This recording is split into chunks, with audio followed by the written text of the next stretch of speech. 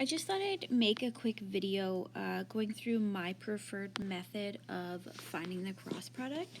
So I have posted a couple of other methods, but this was the method that I was taught when I was in high school and the method that I have just continued to use throughout university. So again, it's up to you to decide which strategy you prefer. All of the methods shown will give you the exact same answer, so I just want you to find one that you like. We're going to do the exact same method the exact same question that is in the determinant method video. So we have vector A, 1, 3, 4, and vector B, 2, 7, negative 5.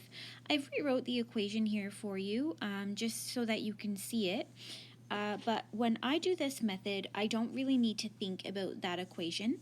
What we're going to do is we are going to write the first vector that we see. So we're doing A cross B.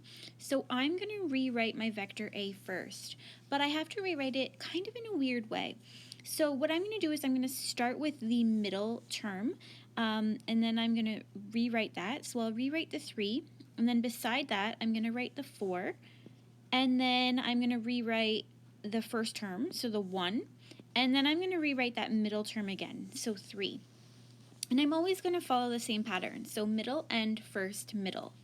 And I'm going to do the exact same thing for my B vector. So starting in the middle, I'll write 7, and then negative 5, 2, and then 7 again. Now that I have these, I can start crossing. So I'm always going to start at the top and go down to the right first. So 3 times negative 5 is negative 15. And then from the top and go down to the left. 4 times 7 is 28.